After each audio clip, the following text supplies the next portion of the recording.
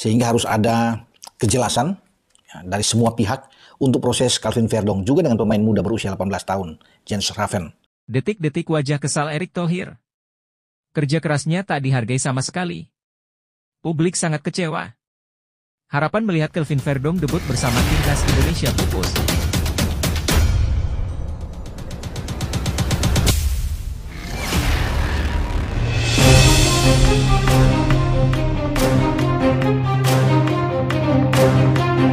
Detik-detik wajah kesal Erick Thohir.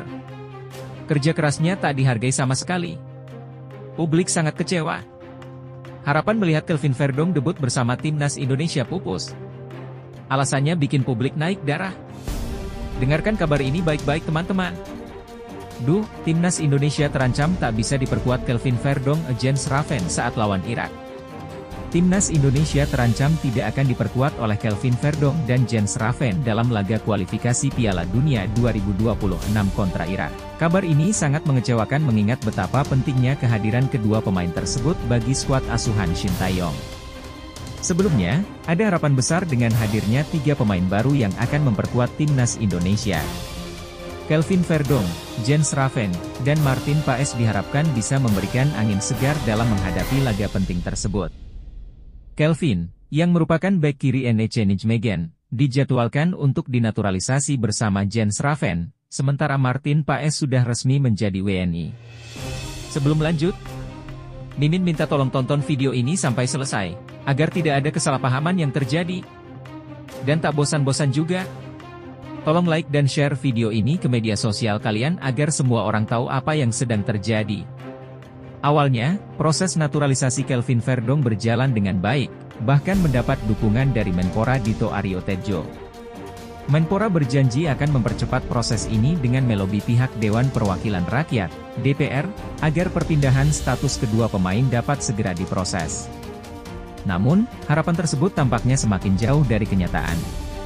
Hingga hari Senin pagi, 27 Mei 2024, belum ada jadwal sidang Komisi 10 dan 3 DPR untuk membahas naturalisasi Kelvin maupun Jens di laman resmi DPR RI.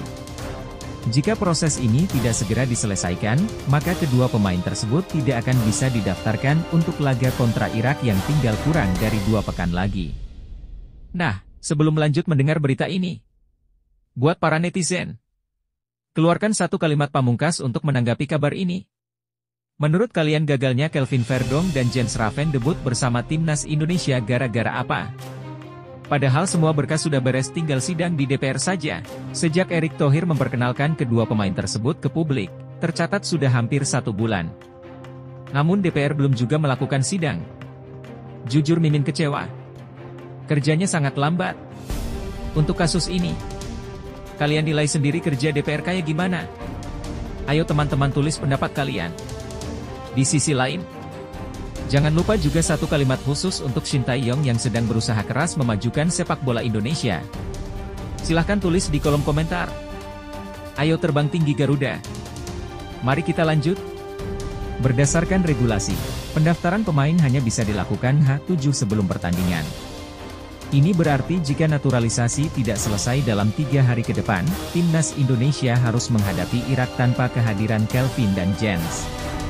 Kabar ini jelas menjadi pukulan berat bagi persiapan tim dan harapan para pendukung yang telah menantikan kontribusi kedua pemain tersebut. Lebih lanjut, situasi ini sangat mengecewakan dan memprihatinkan. Timnas Indonesia telah menaruh harapan besar pada kehadiran Kelvin Verdong dan Jens Raven untuk memperkuat skuad dalam laga penting kualifikasi Piala Dunia 2026 melawan Irak. Kehadiran mereka diharapkan bisa menambah kekuatan dan soliditas tim asuhan Shin Tae-yong. Proses naturalisasi yang tidak kunjung selesai menunjukkan adanya masalah birokrasi yang perlu segera diatasi. Ketergantungan pada prosedur administratif yang lambat ini sangat merugikan, terutama ketika ada kebutuhan mendesak seperti ini. Janji Menpora Dito Aryo Tejo untuk melobi pihak DPR memang memberikan sedikit harapan, namun kenyataannya hingga saat ini belum ada perkembangan berarti. Dengan waktu yang semakin sempit, harapan untuk melihat Kelvin dan Jens membela timnas Indonesia dalam laga kontra Irak semakin menipis. Ini adalah kerugian besar bagi tim, yang harus menghadapi lawan kuat tanpa 2 pemain yang seharusnya bisa memberikan kontribusi signifikan. Sebagai pendukung sepak bola Indonesia, kita hanya bisa berharap ada keajaiban dalam beberapa hari ke depan. Namun, kejadian ini seharusnya menjadi pelajaran penting bagi semua pihak terkait agar lebih sigap dan cepat dalam menangani urusan seperti ini di masa mendatang. Sepak bola nasional membutuhkan dukungan maksimal dari semua elemen, termasuk kelancaran proses administrasi yang mendukung penguatan tim. Pratama Arhan kartu merah. Pelatih Suwon FC, semua jadi kacau. Pemain timnas Indonesia, Pratama Arhan, mengalami kekecewaan besar dalam laga debutnya di Suwon FC. Pada laga lanjutan Kalik 1 2024 yang terlaksana pada Minggu, 26 Mei 2024, Pratama Arhan mendapatkan kartu merah langsung. Insiden ini terjadi saat Suwon FC menghadapi Jeju United. Arhan, yang berposisi sebagai bek, baru saja memasuki lapangan sebagai pemain pengganti pada menit ke-73. Kesempatan bermain ini merupakan momen yang sangat dinantikan oleh Arhan setelah menunggu selama 5 bulan. Namun, harapan tersebut berubah menjadi mimpi buruk hanya 3 menit kemudian, saat ia menerima kartu merah pada menit ke-76 setelah melakukan pelanggaran dengan menginjak kaki pemain lawan. Akibatnya, Suwon FC harus menyelesaikan pertandingan dengan kekalahan tipis 0-1. Setelah laga, pelatih Suwon FC, Kim Eun-jung, menyampaikan rasa terima kasih kepada para supporter yang hadir langsung ke stadion dan memberikan apresiasi kepada para pemain yang sudah berusaha keras. Namun, Kim tidak bisa menutupi rasa kecewanya terhadap insiden kartu merah yang diterima Arhan. Pertama-tama saya berterima kasih kepada para penggemar yang datang jauh-jauh dari Suwon hingga Jeju. Para pemain melakukan yang terbaik hingga akhir, ujar Kim Eun-jung dilansir bolasport.com dari Naver Sports. Kim Eun-jung menilai bahwa Suwon FC sebenarnya tampil cukup apik. Namun, permainan tim berubah drastis setelah Arhan diusir dari lapangan. Kehilangan satu pemain membuat taktik menyerang mereka tidak bisa berjalan optimal. Meskipun demikian, Kim tetap memberikan pujian kepada anak asuhnya, terutama kepada kiper Suwon FC, Kim Dong-jun, yang mampu melakukan beberapa penyelamatan penting. Kami mengubah taktik di babak kedua dan mencoba bermain lebih ofensif.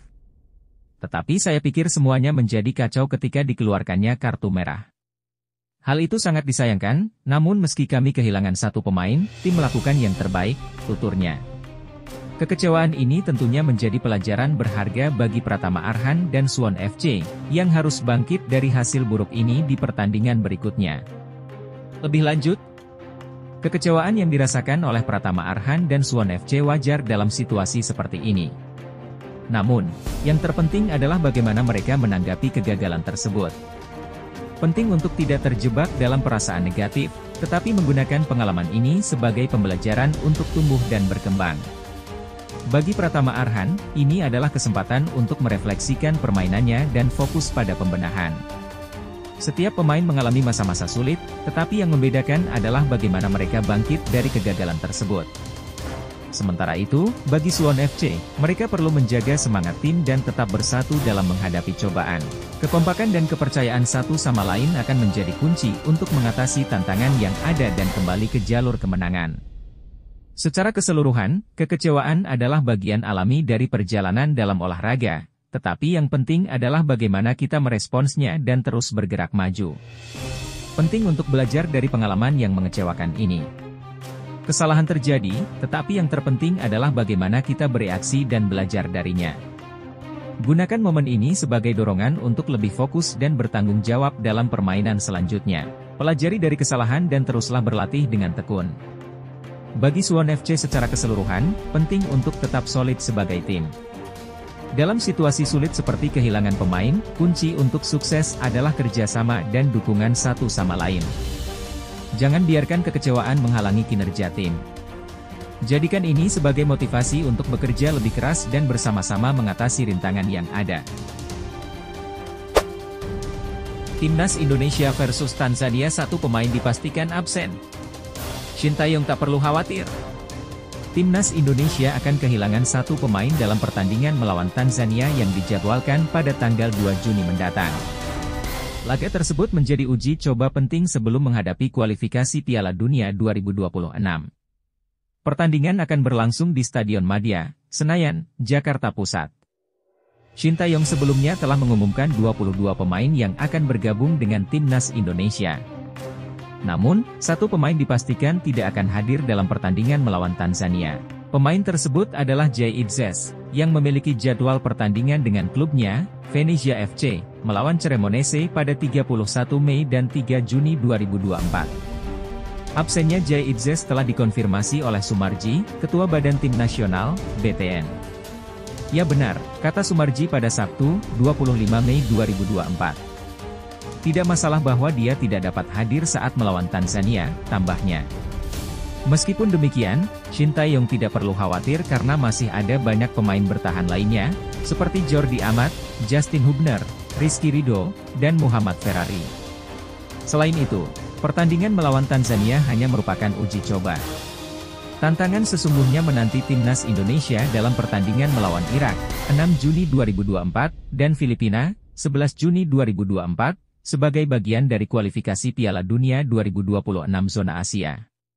Timnas Indonesia butuh satu kemenangan lagi untuk memastikan lolos ke babak selanjutnya. Lebih lanjut, absennya Jay Idzes dalam pertandingan melawan Tanzania tentu menjadi kerugian bagi Timnas Indonesia, mengingat kontribusi dan kehadirannya selama ini telah menjadi bagian penting dalam skuad. Meskipun demikian, ini juga memberikan kesempatan bagi pemain lain untuk membuktikan kemampuannya di lapangan dan memperkuat kedalaman skuad Timnas Indonesia. Shin Tae-yong tampaknya telah mempersiapkan alternatif dengan menyebutkan pemain lain yang dapat mengisi posisi yang ditinggalkan oleh Jay Idzes. Keberadaan Jordi Amat, Justin Hubner, Rizky Ridho, dan Muhammad Ferrari di lini bertahan memberikan rasa percaya diri bahwa Timnas Indonesia masih memiliki opsi yang solid di belakang. Meskipun pertandingan melawan Tanzania hanya uji coba, ini tetap menjadi kesempatan bagi Timnas Indonesia untuk mengasah kemampuan dan menguji strategi sebelum menghadapi pertandingan-pertandingan penting dalam kualifikasi Piala Dunia 2026. Setiap pertandingan uji coba memiliki nilai penting dalam mempersiapkan mental dan taktik tim untuk menghadapi lawan yang lebih serius di masa depan.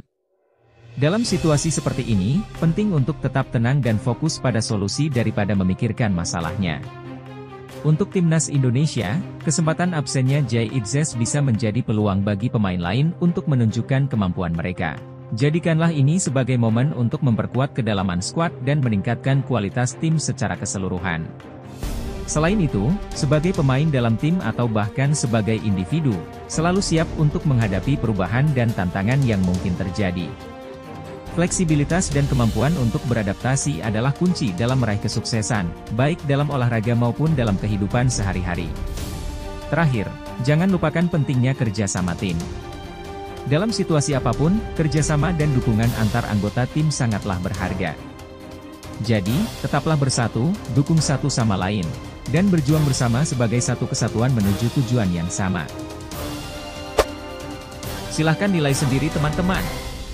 Tiket laga Timnas Indonesia versus Tanzania dibanderol Rp250.000, PSSI, tentu sangat terjangkau. PSSI menganggap harga tiket untuk pertandingan Timnas Indonesia melawan Tanzania yang dijual seharga Rp250.000 cukup terjangkau bagi masyarakat. Pertandingan antara Timnas Indonesia dan Tanzania dijadwalkan akan berlangsung di Stadion Madia, Senayan, Jakarta, pada tanggal 2 Juni 2024. Ini adalah pertandingan uji coba. Penjualan tiket untuk pertandingan tersebut dimulai oleh PSSI pada hari Sabtu, tanggal 25 Mei 2024. Tiket hanya tersedia dalam dua kategori, Garuda Barat dan Garuda Timur, masing-masing dengan harga Rp250.000. Menurut PSSI, harga ini dianggap terjangkau. PSSI menjual tiket untuk pertandingan uji coba ini dalam dua kategori, yaitu Garuda Barat dan Garuda Timur dengan harga Rp250.000 per orang, tulis PSSI seperti yang dilaporkan oleh bolasport.com dari situs resminya. PSSI juga mengimbau supporter untuk tidak membeli tiket dari calo, karena hal itu dapat membuat harga tiket menjadi lebih tinggi. Mereka menyarankan pembelian secara online karena lebih mudah. Bagi penonton atau supporter yang ingin membeli tiket, PSSI mengimbau untuk tidak membeli dari calo. Sebaiknya melalui pembelian online karena lebih mudah. Seperti yang diketahui, pembelian melalui calo akan menghasilkan harga yang lebih tinggi, keaslian tiket tidak terjamin, dan ada risiko lainnya, tulis PSSI. Setelah melawan Tanzania, Timnas Indonesia memiliki dua pertandingan lagi pada bulan Juni.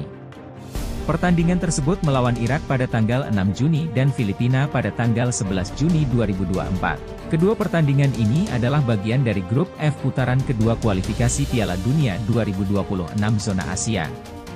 Untuk dua pertandingan tersebut, PSSI menetapkan harga tiket yang berbeda. Tiket termurah dijual seharga Rp250.000, sementara tiket termahal dibanderol seharga Rp1,25 juta. Lebih lanjut, langkah PSSI dalam menetapkan harga tiket untuk pertandingan Timnas Indonesia cukup bijaksana. Dengan mematok harga yang terjangkau, mereka memungkinkan lebih banyak masyarakat untuk mendukung Timnas secara langsung di stadion.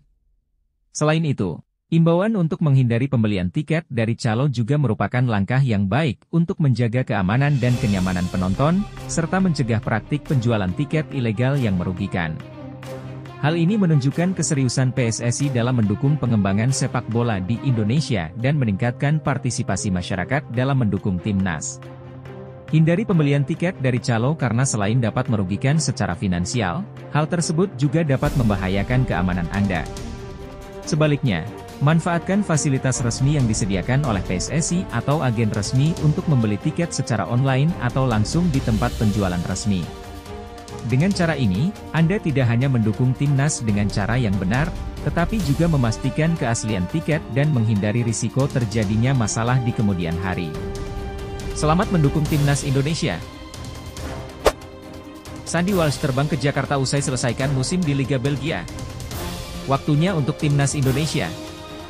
Bek kanan KV Mechelen, Sandy Walsh, langsung terbang ke Jakarta untuk bersiap-siap bersama Timnas Indonesia. Pernyataan tersebut ia sampaikan melalui cerita di akun Instagram pribadinya. Ia terlihat berada di Bandara Brussels, Belgia. "Halo teman-teman, apa kabar? Saya tahu sudah lama sekali," ujar Sandy Walsh di akun Instagram pribadinya. "Saya sudah lama tidak posting di media sosial. Ini waktunya bersama Timnas Indonesia. Saatnya ke Jakarta. Saatnya perjalanan ke sana sekarang dan sampai jumpa," lanjutnya. Sandy Walsh baru saja menyelesaikan musim di Belgia, bermain untuk KV Mechelen. KV Mechelen telah menyelesaikan musim 2023 hingga 2024 dengan finish di posisi ke-8 dalam musim reguler Liga Belgia. Hasil tersebut membuat mereka ikut serta dalam babak playoff untuk kompetisi antar klub Eropa musim depan. Namun, mereka gagal tampil di babak playoff penentuan juara Liga Belgia setelah kalah bersaing dari Genk.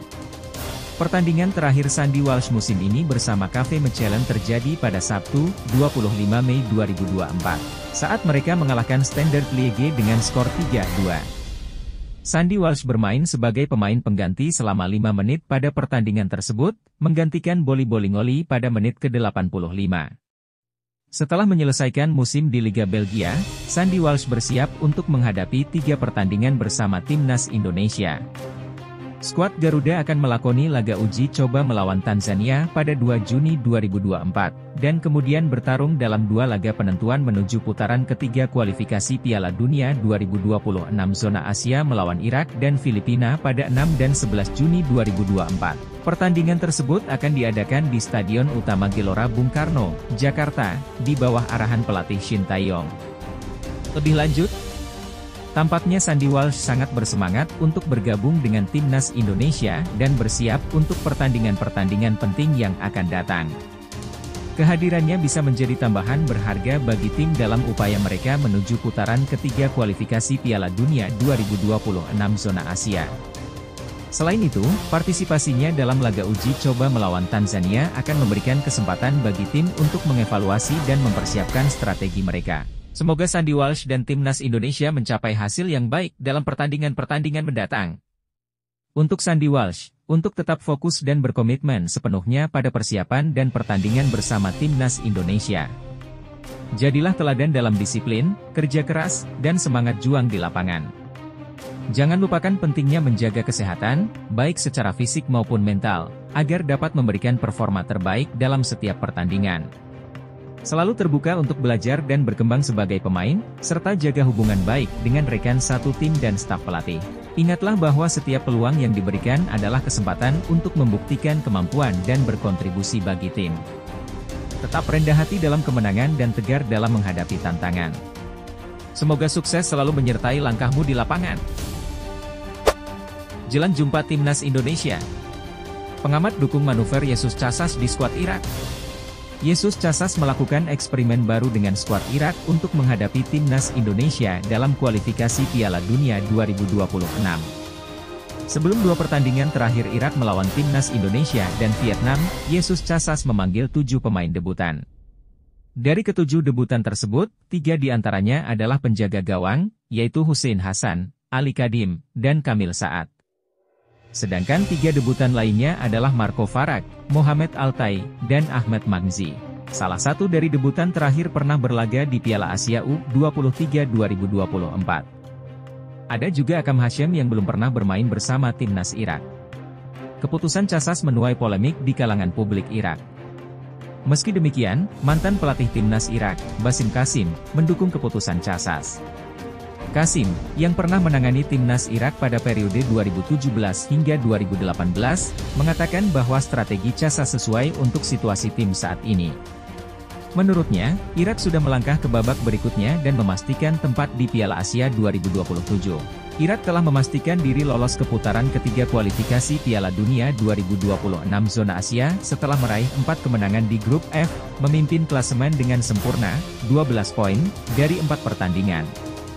Irak hanya membutuhkan hasil imbang melawan Timnas Indonesia atau Vietnam untuk mengunci status juara grup.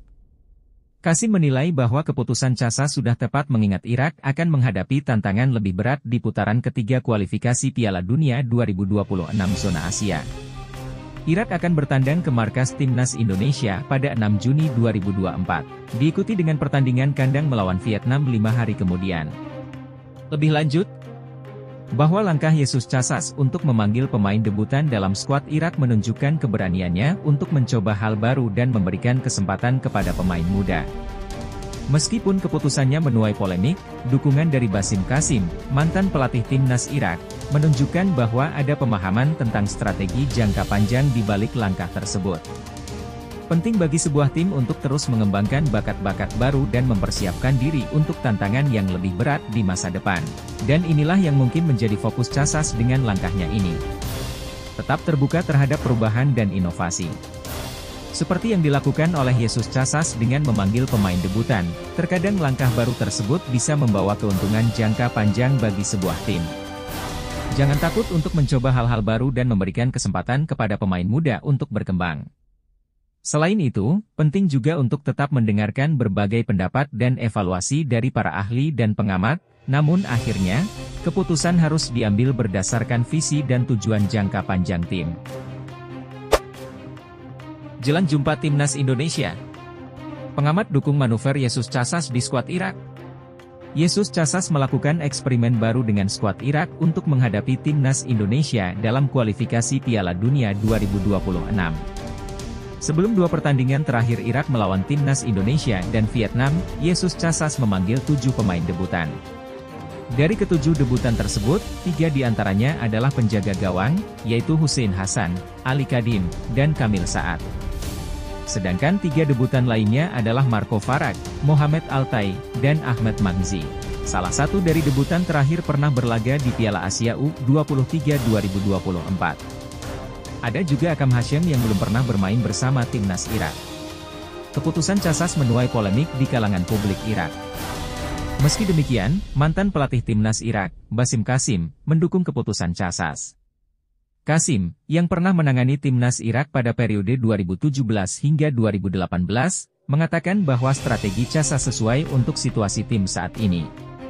Menurutnya, Irak sudah melangkah ke babak berikutnya dan memastikan tempat di Piala Asia 2027. Irak telah memastikan diri lolos ke putaran ketiga kualifikasi Piala Dunia 2026 zona Asia setelah meraih 4 kemenangan di grup F, memimpin klasemen dengan sempurna, 12 poin, dari 4 pertandingan. Irak hanya membutuhkan hasil imbang melawan Timnas Indonesia atau Vietnam untuk mengunci status juara grup. Qasim menilai bahwa keputusan Casas sudah tepat mengingat Irak akan menghadapi tantangan lebih berat di putaran ketiga kualifikasi Piala Dunia 2026 zona Asia. Irak akan bertandang ke markas Timnas Indonesia pada 6 Juni 2024, diikuti dengan pertandingan kandang melawan Vietnam 5 hari kemudian. Lebih lanjut, bahwa langkah Jesus Casas untuk memanggil pemain debutan dalam skuad Irak menunjukkan keberaniannya untuk mencoba hal baru dan memberikan kesempatan kepada pemain muda. Meskipun keputusannya menuai polemik, dukungan dari Basim Qasim, mantan pelatih timnas Irak, menunjukkan bahwa ada pemahaman tentang strategi jangka panjang di balik langkah tersebut.